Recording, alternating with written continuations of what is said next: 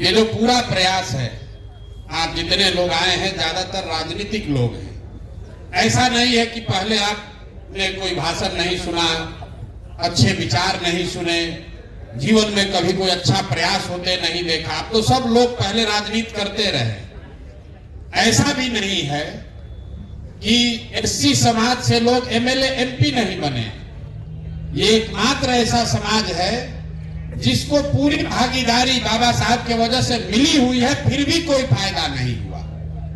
अति पिछड़ा समाज के लोग अगर कहते हैं कि भैया हम लोग को भागीदारी चाहिए, एससी समाज के लोग तो ये भी नहीं कह सकते।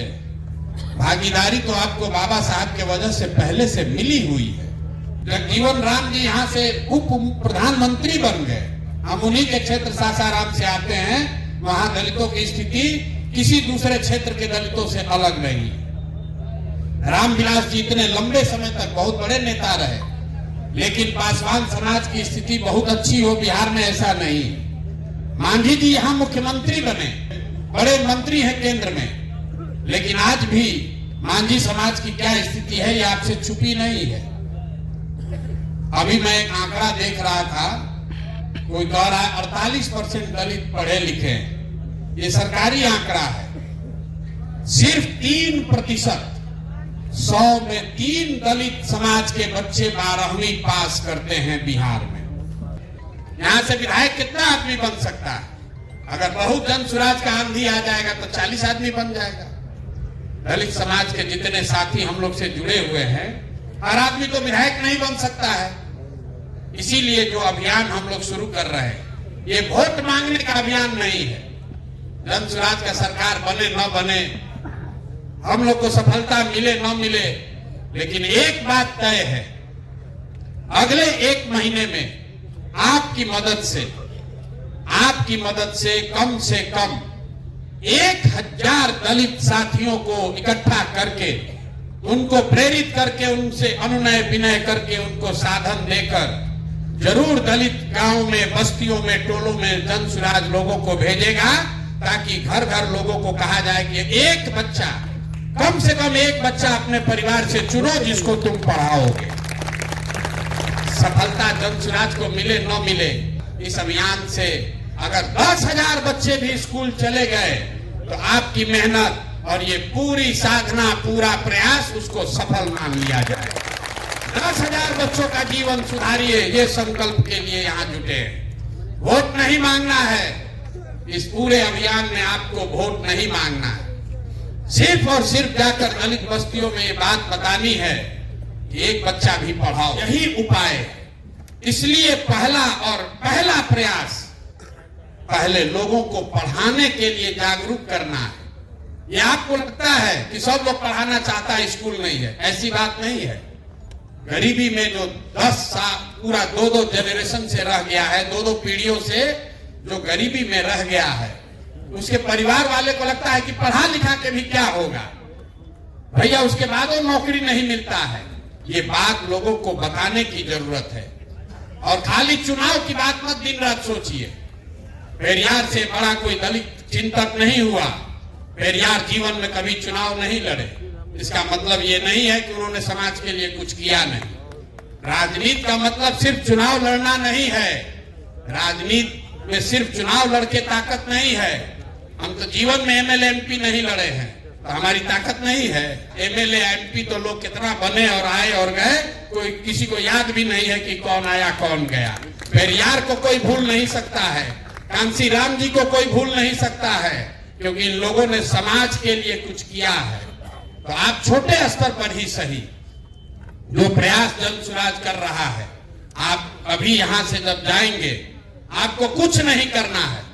अपने साथ 5 ऐसे दलित समाज के साथियों को जोड़िए जो 2 महीना देना चाहता है। और हर प्रखंड से, एक प्रखंड में 15 से 20 पंचायत है, हर प्रखंड से 5 ऐसे साथियों को ढूंढिए, 5 ऐसे दलित समाज के युवाओं को ढूंढिए जिसको जन सुराज प्रशिक्षित कर सके, जिनको हम लोग सिखा सके, जिनमें हम लोग साधन व्यवस्था लगाकर आगे नेतृत्व की क्षमता पैदा कर सके। हर पंचायत से 5 ऐसे लड़कों को चुनकर निकालिए और 14 अप्रैल को जब हम लोग बाबा साहब का बर्थडे मनाने के लिए जुटेंगे तो ऐसे 50,000 बच्चों के लिए प्रशिक्षण की व्यवस्था, उनको राजनीति में आगे बढ़ाने की व्यवस्था जन सुराज ने खर्चे पर करेगा। वो सारे आपके समाज के बच्चे होंगे। इतना काम आप कर सकते हैं कि नहीं कर सकते? हो सकता है कि नहीं हो सकता है? सब लोग सोच के बताइए, हाथ मत उठाइए। जाइए अपने रिश्तेदारों के यहाँ घूमिए, अपना बेटा बेटी के यहाँ रिश्तेदार के यहाँ बता दीजिए कि जन सुराज से जुड़ गए हैं, अब हम भी झोला लेकर घूमने वाले नहीं हैं। लेकिन अगर महीना में 20 दिन भी आप काम ठीक से कर दिए, 5 दिन आराम कीजिए, 5 दिन गाड़ी से अपने रिश्तेदार के यहाँ घूमिए। हम आपको सामने से कह रहे हैं, लेकिन कम से कम 15-20 दिन जरूर मेहनत कीजिए। 15-20 दिन जरूर मेहनत कीजिए। एक पंचायत में 1 दिन दीजिएगा तो 5 अपने अच्छे एससी समाज के बच्चों को ढूंढ कर निकाल लीजिएगा। और 2 महीना समय है। एक प्रखंड में मुश्किल से 15-20 पंचायत है। 30 दिन, 35 दिन, 40 दिन काम कीजिए और आपके पंचायत से, हर पंचायत से 5-5 साथियों को ढूंढ कर निकाल लीजिए। 100 बच्चों का जीवन सुधारने का रास्ता आप बन सकते हैं, जरिया आप बन सकते हैं। इस संकल्प के साथ जाइए। तो एक साथी अपने गाड़ी में जरूर बैठाइए जिसके पास ये फोन है और जो वहां से फेसबुक पर आपका डाले कि आपने 4 बच्चों को क्या सिखाया, लोगों को क्या भाषण दिया। तो भले वहां 5 आदमी रहेगा, आपके फेसबुक पर 50 आदमी देखेगा, वो जानेगा कि आप वो आदमी है जो समाज के सुधार के लिए कोई प्रयास कर रहे हैं। 2 महीना मेहनत करोगे, कम से कम अपने प्रखंड में सबसे सशक्त चेहरा आप बन जाओगे। ये काम हर हालत में करना है। आपका इस्तेमाल बहुत लोगों ने किया है। लोग कहता है भैया हम लोग का इस्तेमाल बहुत लोग करता है। अरे कम से कम अब आपके पास अवसर आया है, आप जन सुराज का इस्तेमाल करके 2 कदम आगे बढ़ जाइए। इतना तो होना चाहिए ना भाई। ठीक बात, ठीक हो जाएगा। अंतिम बात, ये गांधी और बाबा साहब की जो बात, जब हम पैदल चलना शुरू किए तो बहुत लोगों ने कहा तो गांधी जी का फोटो लगाए हैं भैया, इसमें बाबा साहब का भी फोटो होना चाहिए। और जितने लोग यहाँ बैठे हैं, लोगों से घंटों घंटा हमारी बहस हुई है। इसलिए नहीं कि हमको बाबा साहब का फोटो लगाना नहीं था, हम ये चाहते हैं कि आप इस चीज को समझिए कि ये क्यों दोनों फोटो साथ में है। सिर्फ फोटो साथ में नहीं है, ये देश में पहला ऐसा राजनीतिक प्रयास है जिसमें गांधी के विचारधारा को मानने वाले और अंबेडकर के विचारधारा के मानने वाले लोग साथ में आ रहे हैं ताकि गोडसे की विचारधारा को हराया जा सके। तो एक ही सूत्र आप समझिए, बाबा साहब ने क्या कहा, गांधी जी ने क्या कहा। हमने लोगों को यही पूछा कि आप ये बताओ कि अगर आज बाबा साहब होते और आज गांधी जी भी होते और भाजपा की सरकार होती तो बाबा साहब भाजपा की सरकार से समझौता करते कि गांधी के साथ चलते? गांधी के साथ चलेंगे बाबा साहब की गोडसे के साथ चलेंगे?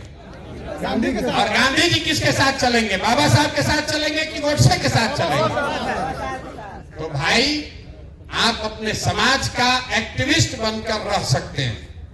अम्बेडकराइट है, आप अम्बेडकराइट बनकर रह सकते हैं। लेकिन अगर चुनावी सफलता चाहिए तो कोई एक वर्ग अकेले चुनाव नहीं जीत सकता है। किसी न किसी के साथ आपको सामाजिक राजनीतिक गठजोड़ बनाना पड़ेगा। तो अगर बाबा साहब के मानने वाले लोगों को किसी के साथ समझौता करना है, किसी के साथ गठजोड़ बनाना है, तो मुझे ऐसा लगता है कि गोडसे और गांधी के बीच में बाबा साहब के मानने वाले लोग गांधी को ही चुनेंगे। इसलिए बिहार से यह नूतन नया प्रयोग शुरू किया जा रहा है। सिर्फ फोटो साथ में नहीं है, इन दोनों विचारधारा के लोग जिस दिन साथ में आ गए, आप यकीन जानिए सत्ता आपके हाथ में आनी ही आनी है, कोई रोक नहीं सकता है। आप सब आए, आपने बात सुनी।